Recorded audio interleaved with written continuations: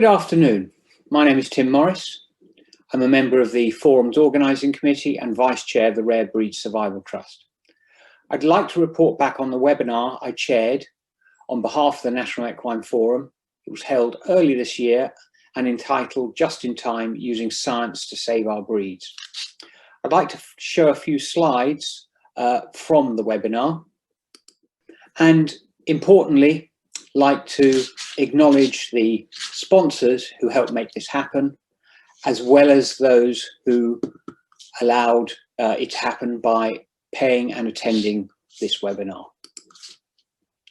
The first slide is the introduction I made, where I pointed out that by all measures, the government's Joint Nature Conservation Committee, the Rare Breed Survival Trust watch list, or the government's farm animal genetic resources measures, native equine breeds are low in number, and some of those are critically low. And there is a need to do something about this before biodiversity is lost forever. So this webinar was designed to discuss what could be done, both by individual breeders and by breed societies, to address this problem. The first speaker was Tullis Matson, also a member of the Forum's Organising Committee and an expert on equine reproductive technologies. He introduced the wider challenges and brought in wild animals, which perhaps we're more familiar with, and the context of the extinction vortex by which low population numbers lead to inbreeding and then poor breeding results, and on it goes into an extinction vortex. But he pointed out this extinction vortex could apply just as much to small breeds of livestock, and in particular to native equine breeds, and including some of those in the UK. He then gave a fascinating overview of the existing and emerging reproductive technologies that can complement breeding strategies and help reduce the risks in this situation. We then heard from Simon Cooper, who's co-chair of the Thoroughbreds International Studbook Committee, and he challenged the mindset that a large global population, i.e. the thoroughbred, is not at risk from inbreeding. Whilst the restriction to only use natural breeding is a filter to prevent inbreeding, it has been undermined in recent years by increasing size of stallion books, which are the number of mares a stallion can serve per year. In one example, from 50 to 300. As you'll see in this quote from over 20 years ago from the Aga Khan, that is a risk. And that risk has played out such that now, for example, the US Jockey Club has reduced the number in a stallion book down to 140. So no breeds are immune to these risks. We then heard from Paul Flynn from Weatherbys Scientific. Now, many of you will know Weatherbys in the equine world, but they have a large laboratory which does a lot of work with beef cattle, where it's quite routine to use large chips to analyze large amounts of DNA. A group of DNA is known as a genomic study. And these chips contain 57,000 DNA markers. Compare that to what has commonly been used in equines for things like parentage verification, which is just 17 markers. So there's a huge possibility to use genomic markers to improve breeding strategies in horses. And in particular, Paul gave a really interesting case study to show how he can produce specific genomic breeding advice for individual potential matings. And he did this in a project to help the Kerry Bog pony breed in Ireland.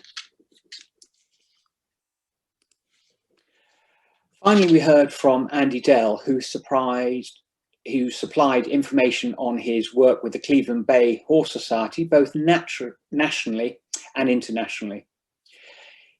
He has produced a breed management strategy based on kinship analysis, which ensures that there is sufficient use of a wide enough range of male as well as female breeding stock. And over the last 16 years, he has helped the societies reduce the increase in the rate of inbreeding showing as a proof of concept that this technique works. Importantly, it is communicated in a straightforward way, and that's the reason for that symbol of traffic lights in the top corner of the slide, where you can see that there are matings you should not do, there are matings that are reasonable, and there are best quality matings in terms of genetic diversity. So I'm just going to end this slideshow and then talk a little bit about the questions that were raised. And that we had a very good range of questions from around the world, and this was an international audience, and a lively discussion. There were three broad themes. Technical questions on reproductive technologies, particularly the newer ones such as semen sexing, and genomic science. Second, how breed diversity concerns applied across the UK, but actually internationally as well. And Andy Dale's work with the International Cleveland Bay societies is a good example of that. And then finally, on the role of breed societies and their members. There are some resources on the National Equine Forum's website, which provides some background, and in due course, the webinar itself will be made available for view for those who couldn't see it at the time. So how do we draw all this together, and what can be done?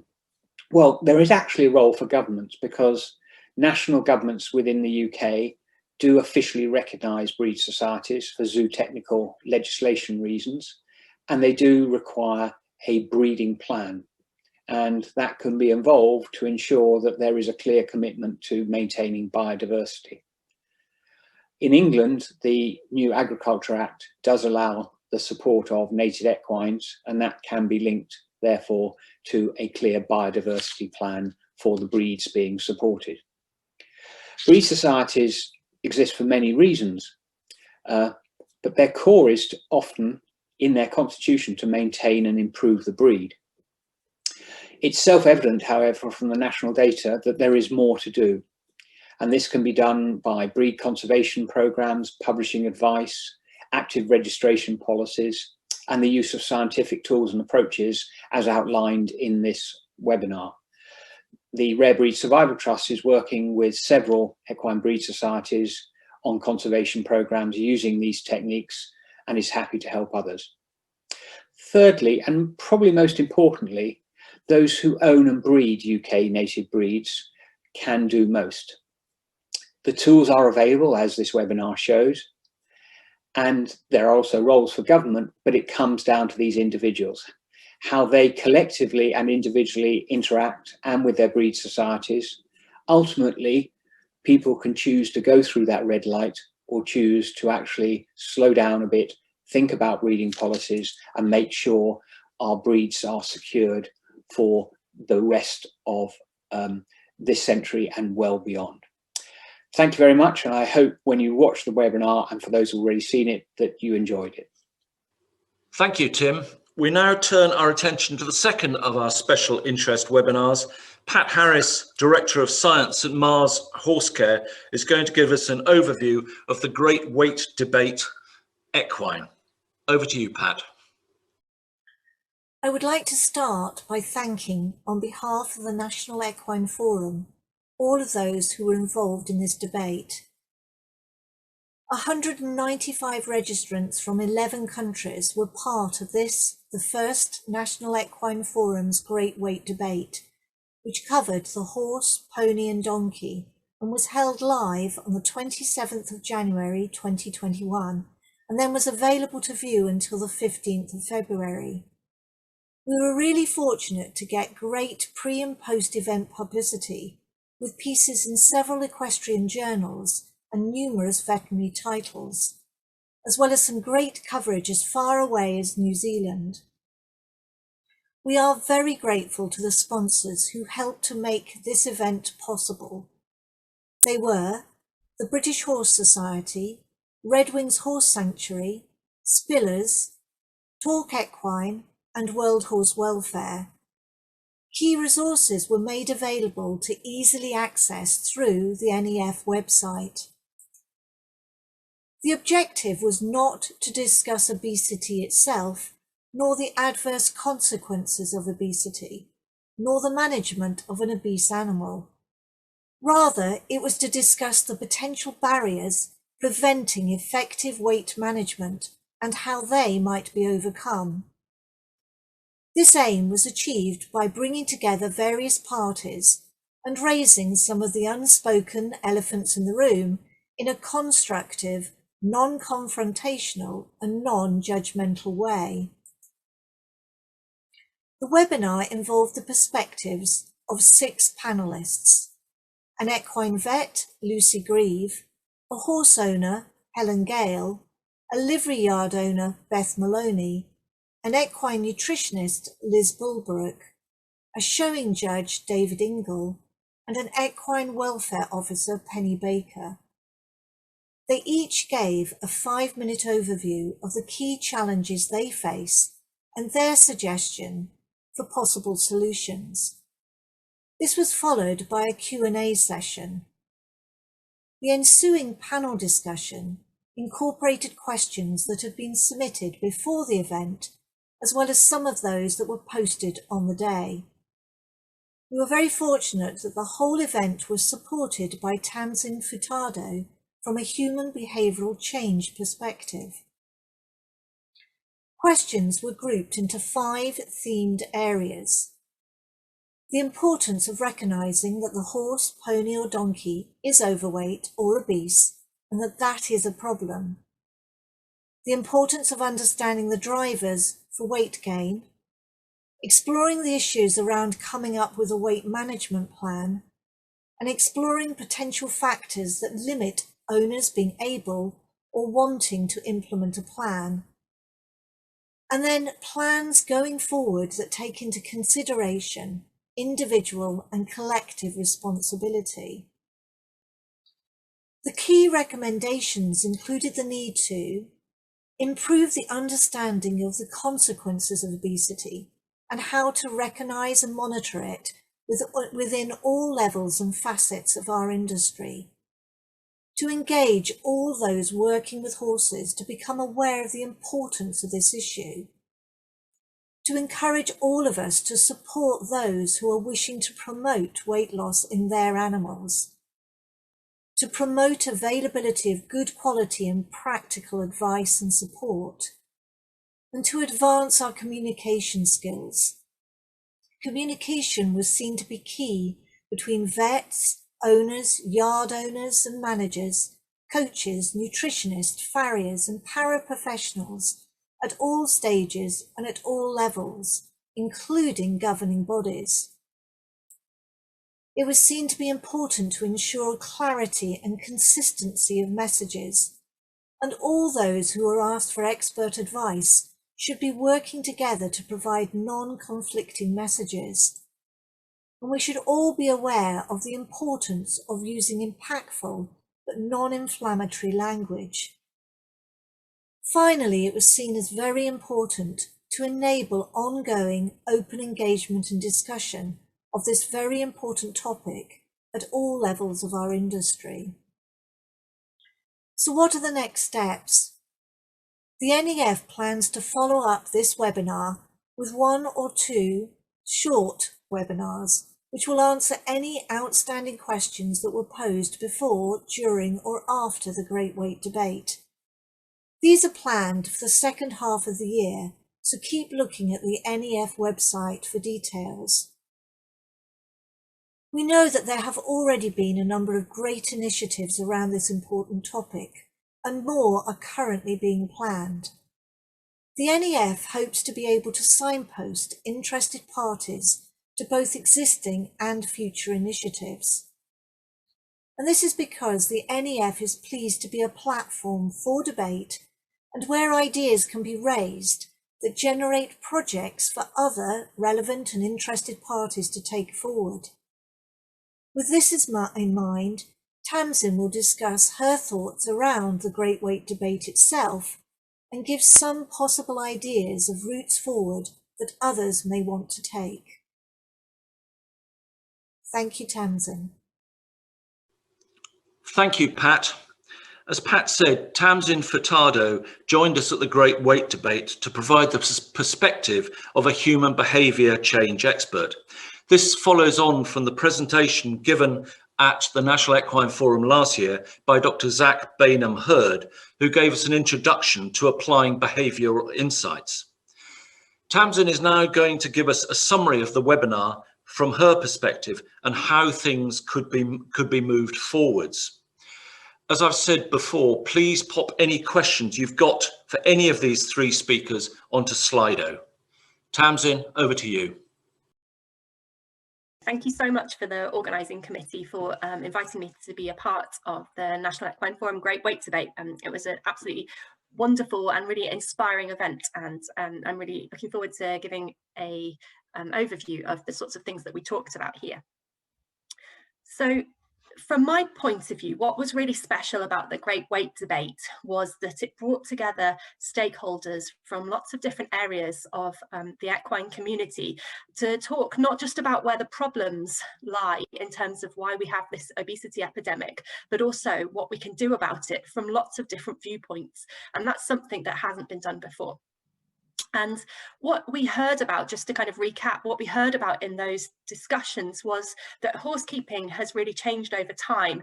And as we move towards having more leisure horses, for example, we have a whole new set of priorities and ways of keeping horses, which we haven't necessarily quite adapted to.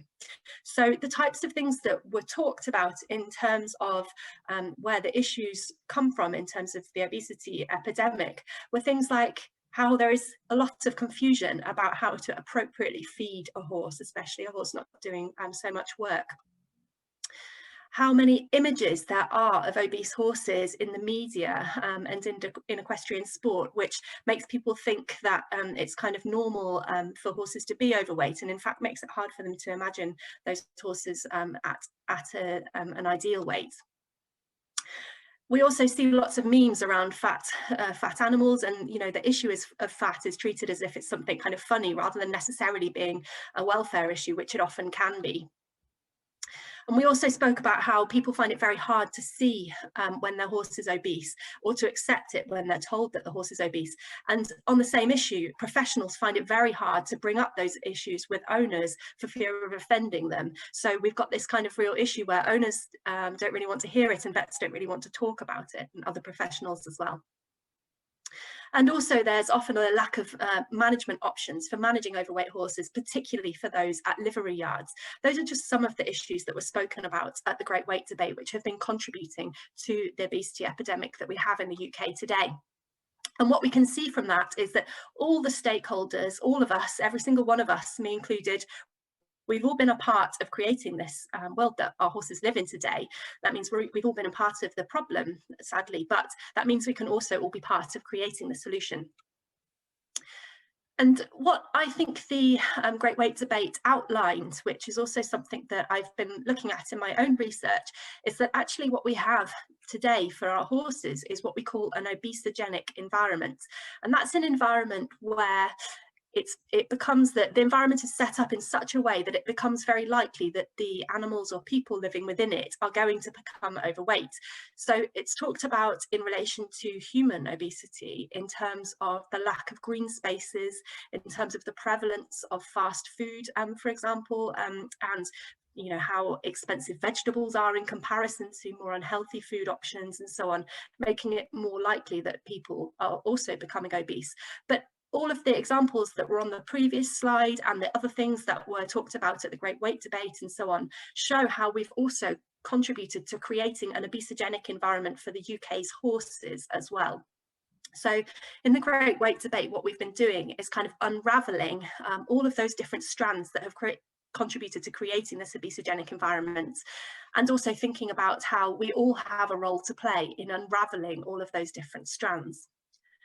So I feel like in terms of thinking about how we can move forwards, this was outlined really beautifully by Lucy Grieve, who's the president of the British Equine Veterinary Association and spoke at the Great Weight Debate, about how we all have a role to play in terms of recognising the issue of weight, whether that's in our own individual horse or whether that's recognising our own role in the obesity epidemic within our local community or within the entire United Kingdom. We all have a role in accepting that we are part of the obesogenic environment that our horses live in, and that we can be a part of creating solutions for that. But we would need to change our behaviour in order to do so. And we also all have a role to play in empowering one another so that we can help other people to change things for their horses too. So even if you're someone who doesn't have an overweight horse, you still have a role to play in helping other people, empowering them and making them feel like it's acceptable to achieve weight management with their horses. One of the things that was spoken about at great length in the discussion following the presentations was the difficulty of peer pressure on livery yards and in social media and so on in terms of weight management. So people telling others that it was cruel, for example, not to rug their horses or to use a grazing muzzle and so on, and that made it very difficult for them to achieve weight management even if they knew it was the best thing for their horses' welfare. So we all have a role to play in changing that and in empowering and helping one another, acting in a supportive way to make a community where we can all manage our horses' weight better. So I thought what we could do is maybe look at some of the positive actions for changes that we can make in no matter which stakeholder group you are part of, maybe you're part of several of them, in order to change things for horses within your community or your local environment or the UK more widely. So for horse owners, we heard that one of the biggest issues was how owners find it really difficult to be objective about their own horses. And that's okay, that's because we all love our own horses and we see them so frequently, it's very hard to be objective about them. So for horse owners, a really positive example of something that you can do is to ask professionals to help you to fat score your horses every single time you see a professional. Ask them to help you and listen openly to their answers and take them on board if you hear that the horse is overweight. And we can also support one another rather than having that kind of negative peer pressure about what people shouldn't be doing. Let's help each other to improve our horses' welfare overall in relation to weight. For vets and other equine professionals, so farriers, physios and so on, we can work with horse owners rather than kind of feeling a bit frustrated with them or blaming, for example. We can be honest and open and non-judgmental with them so that they feel like they have a support team and they can be open in return about, you know, how they're managing their horses and so on. So we can create these supportive environments around each horse and each owner so that people can manage their horses' weight better. For livery yard managers, you have a really important role to play because of looking after the welfare essentially of all the horses on your yard, even if whether that's a DIY yard or full livery, you have a role to play in how those horses are managed and helping those owners to do the best thing for their horses. And that's really powerful and often overlooked. So for livery yard managers and owners, you can make a real change by providing environments that make it easy for people to manage their horses' weight, often in a kind of positive way. So providing low grass environments for their horses, for example, and flexible management options. For welfare and charities, we heard in the discussions, and this was so powerful, about how welfare charities are really used to having very difficult conversations with people and to having those in a positive way, which brings about change for the animals as quickly and in as high welfare a way as possible. And that's really powerful and exactly what we need in the obesity space. So welfare charities can help us to facilitate those difficult conversations and also guide us in how to manage our horses in a high welfare way, even if we're dieting them. So thinking more broadly than, you know, for example, stabling them and I don't know, perhaps stabling them and reducing their feed. So thinking about how we can do weight management in a way that doesn't compromise the horse's welfare in the short term. In terms of the equine sporting bodies, so the National Showing Council and other sporting bodies as well, those councils and groups can have clear plans about how they will tackle obesity within their discipline, both at a kind of national level for the organisation as a whole, but also for each individual judge or steward when they see an obese horse in front of them, whether it's an affiliated or unaffiliated event.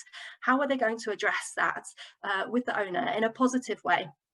And how are they going to kind of tackle it in the discipline as a whole? And then in terms of feed companies, we heard frequently about how people find it very difficult to find out what's in their feed or how to feed their horse appropriately. So in terms of feed companies and nutritionists, being clear and consistent about the advice that's given and being very open about the ingredients that are within feed. And these are really positive actions that can come out of the Great Weight Debate discussions and help us to see how we can all be a part of moving this forward. And if you're a stakeholder who's not included here, there absolutely will be things that are so important for you to do as well. And perhaps there's some inspiration from some of the aspects on here already, but please don't be put off, because we're all a part of creating the solution here. So the National Equine Forum has done a fantastic job of bringing us together to have this debate and providing a platform for us to have this first discussion, work out where the baseline is and talk about what we need to do to move forward. But now it's over to us. So that's us as individuals, us as organisations, us as professionals. We all have this role to play, and it's up to us to find ways of moving forward. And that's already happening in a lot of spaces. So we're not starting from scratch. There are already lots of initiatives, for example, with vets, with farriers, with horse owners to change what they're doing, but we have a long way to go. And there are lots of examples as well of the Great Weight Debate having already facilitated some changes. So a really nice example is some charities working with vets to talk about the way that they have those very open discussions when they're addressing difficult topics such as obesity. But there's a lot left to do, and we're all a part of that. So really, we'd like to leave you with the question, no matter what your role is as a stakeholder within the equestrian world, what are you going to change now to help with the obesity epidemic?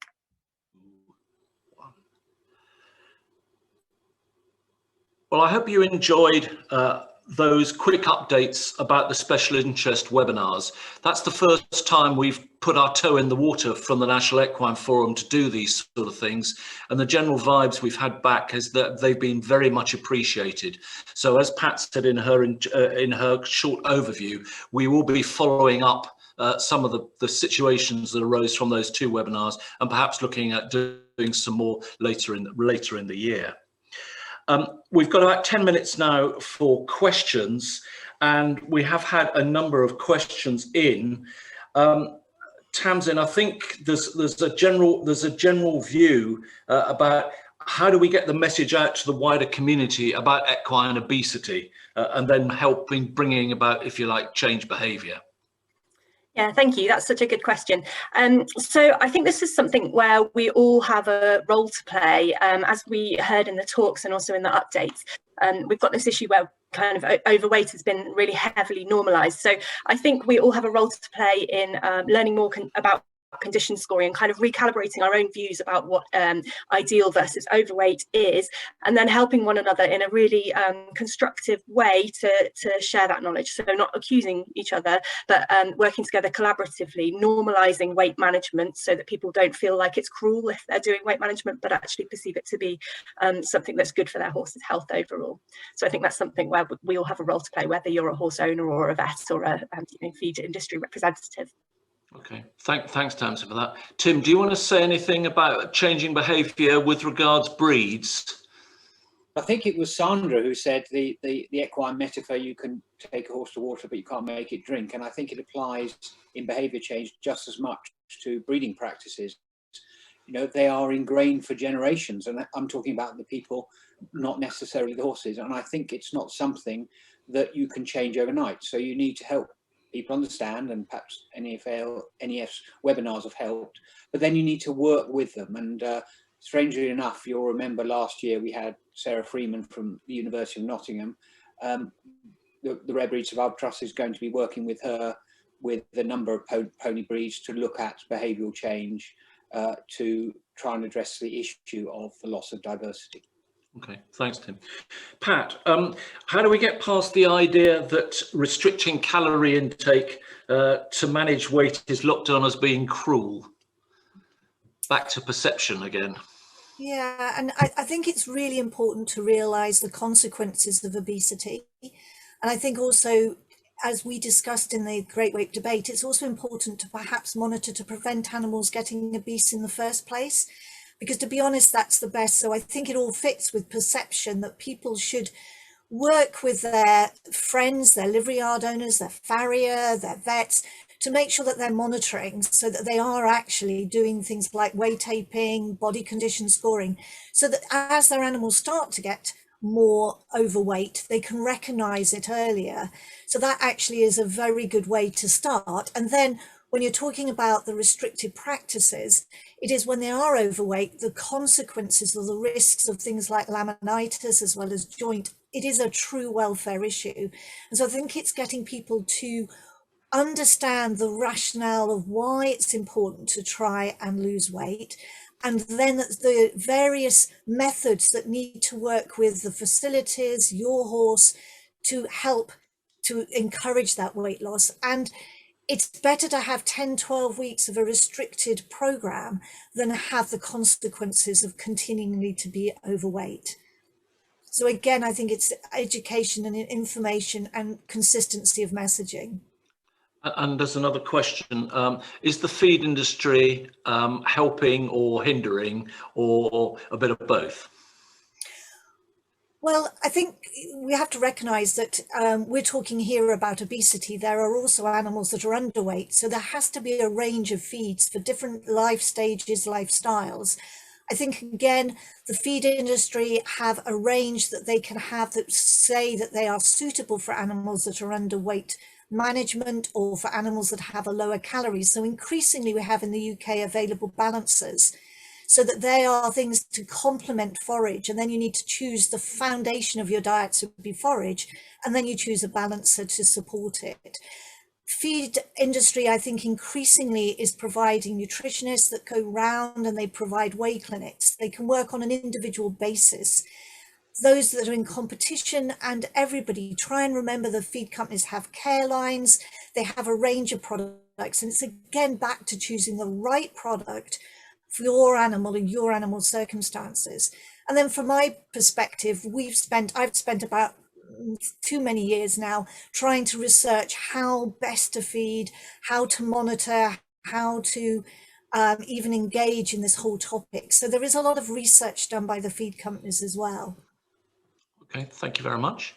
Tim, there's a question for you, basically about how do you actually get to the rare and native breed, equine breed community who may not want to change, may not want to use modern technologies to save their breeds? How do you actually do it? Unless, you know, you're always going to get the 2 or 3 enthusiasts, but how do you get, if you like, the average person to actually take on board and realize they've even got a problem? One step at a time is really the answer. I mean, we don't have limitless time, but talking to the breed societies that want to open the door, then talking to them more widely, engaging with their trustees and councils, giving them the numbers that they themselves are giving to the committee you chair, Lynn, Tim, to record numbers, and showing them there is a real problem there. And there is an analogy there with the Great Weight Debate. This is a real problem. You don't get results by lecturing or hectoring, but you do get it by quietly educating and, in fairness, holding people to account. This is a problem you can't dodge, but let's take the solution with you, rather than making you the problem. Thank you. Final one, because I'm conscious of time. Tamzin, your future work programme, how do you measure success? Oh, well, that's a good question. Yeah, so, well, I mean, the ultimate measure of success, I guess, for any programme that's looking at obesity in horses would be the reduction in obese horses in the country. It's pretty hard to measure, though, unfortunately, on a great scale.